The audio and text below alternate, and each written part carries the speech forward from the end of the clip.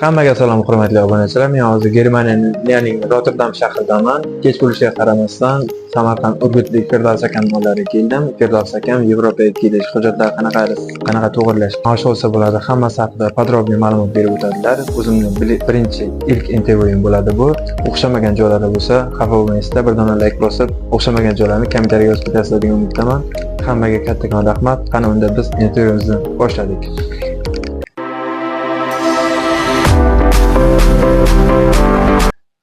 Firdaus aka, sizga birinchi savolimiz, siz qayerliksiz? Assalomu alaykum avvalambor. Men Samarqand, Urgutdanman. Yoshligim Urgutga ketib ekanman. Urgutliksiz. Samarqandlik boy ekansizda. Hech yarasha. Samarqandlikda boyda deyishadi. Ikkinchi savolim aka, biz hozir qayerdamiz? Biz hozir xaritaga Niderlandiya, o'zbekchaga, ruschaga aytganda Gollandiya.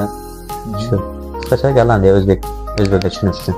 Turkchasiga Hollandiya. Turklar ham ko'rishi mumkin. Videomizda o'sha shuni aytyapman. Tushunarli. Uchinchi savolim, Yevropaga qachon kelgansiz? Yevropaga kelganimga adashmasam 2 yildan oshdi yo 3 yildan bo'lib qolgandir, mojit bilmadim. Esimda yo'q. Kelganingizgan? Yevropaga kelishingiz oson bo'lganmi, qiyinmi shu haqida? Qiyin bo'lgan. 2 yilga olgandaman. Men birinchi yil arkaz olganman, 2 marta topshirganman.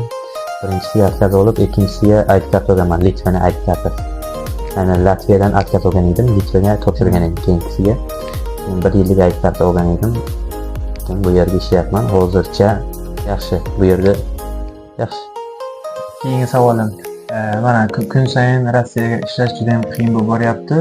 Bu yerga Yevropaga keladiganlarga maslahatingiz, qanaqa maslahat berasiz? Maslahatmi? Yaxshi, ishlasa bo'ladi, ish bor. Rossiyadan ko'ra yaxshiroq. Yani Rossiyani sevmasini tushunganim uchun, ko'rganim uchun bor videolarga to'g'risi. Bu yer yaxshiroq, ham Rossiyadan ko'ra ko'proq pul topsa bo'ladi. Ishlaganga nima desam, har bir joyga o'z tarozisi bor-ku deydi. Yani bu yer yaxshiroq Rossiyadan menimcha. Siz hozir bu yerga nima qilasiz? Hozir qurilish sohasida ishlayman. Asosan uy, remont, kompleks degani общий uylarni remont qilamiz. Kabel bor, chegirmasi bor, elektrik, so'g'ir, bo'yoq, yani emulsiya o'zbekchasiga aytganda shu. Общий remont qilinadigan uylarni olib turib, remont qilamiz. Bo'lmasa remont qilib berasiz. Oylik maoshlar haqida bir ikki oylik maoshlar o'zbekcha standart. Normalga kunlik, soatligiga tushuntirib beraylik sizlarga. Soatli dokumentalni ishlasa soatiga eng kami 12 yevrodan 36 yevrogacha beradi. Master bo'lsangiz unga soatiga. Kunlik bir kunlik soat 8 soat ish bo'ladi.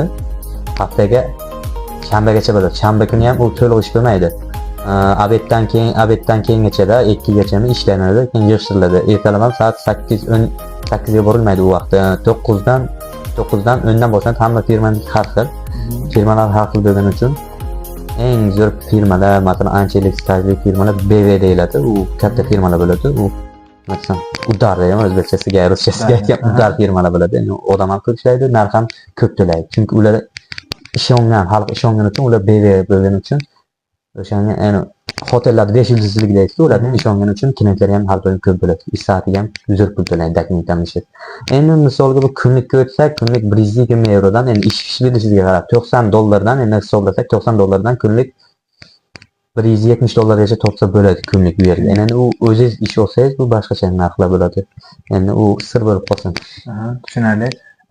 Keyingi savolim, qanday kasb egalari yaxshi pul topishlari mumkin, yaxshi maosh, yaxshi joylarga ishlashlari mumkin? Qanday kafe? Shu remontga ishlayotgan odamlar yaxshi pul topadi. Masalan, o'qigan odam, masalan, inglizcha, ruscha zo'r, u masalan bir ikkita ishlar bor, endi u kesa tushuntiriladi. Endi bu iloj boricha videoni tagiga yozib qoldiramiz. U aytilgan ish bor, yozib ketamiz. Aytilgan ish bor, aytilmoqdan ish bor. Endi tilni bilgan odamga lekin zo'r ish qilsa bo'ladi. Tilni bilganga. Da. Qo'lida hunari bor, kasbi bor. Masalan, usta akalarimizga qurilish sohasida ishlayib yurgan, ya'ni qurilishga yurgan akalarimizga ishlash juda ham qulay deb o'ylayman. Qulay, yerga ish pasyanni, nima desam, ish topsa bo'ladi, bekor qolib ketmaydi, ish bo'ladi. Aka, oxirgi savolim, hamma joydan bir xil tosh tarozi bor, o'ziga yarasha qiyinchilik, mashaqqatlari bor.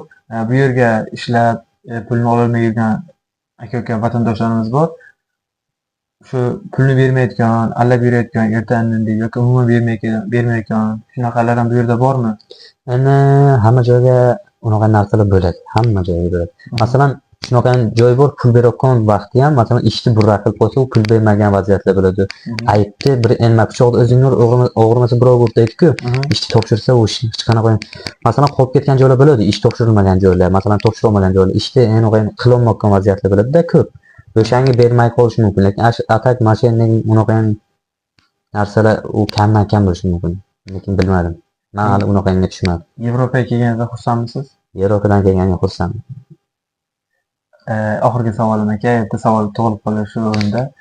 Hayotda eng katta qilgan xatoyingiz nima? Esga olasizmi? Eng katta xatoyim sizga aytaman, o'zingizga iloji bo'lsa videoni tagiga yozib qoldirasiz. Endi ko'p odamlar muhokamaga sabab bo'lmay. Mani gapim to'g'risida bir xil joylarga muhokama ham bo'lib ketgan vaqtlar bo'lgan endi. Taniqlik emas, videoga emas, prosta odamlarga ichiga sal gap so'zam bo'lishi mumkin. O'shani o'zga aytaman, o'zingiz tagiga yozib qo'yasiz. Xatoy. Sizni ko'rib turgan vatandoshlaringizga, qishloqdoshlaringizga, urgutliklarga salom. Assalomu alaykum avvalambor hammaga. Endi sog'indim sizlarni. Endi qiyin bexlaganman, uzoqqa vatan sog'inchi, oila sog'inchi qiyin, lekin endi ko'p gapiraman deyman, lekin ichimdan chiqarib bera olmayman. U yozma tariqa men o'qisam bo'ladi, isbotlasam bo'ladi. Rosta o'zlaring tushunasizlar, qachondir chekkaga chiqqan bo'lsalar, chiqqan bo'lganlar tushunadi o'zi qanaqa sog'inchi, masalan, nima narsa. Endi men shu o'shanga hamma bilan bir xil odamman. Prosta Yevropaga shu. Qadrli yurtdoshlar, musofirda yurgan aka-ukalarimiz, o'zlaring ehtiyot qilinglar, o'zinglar uchun.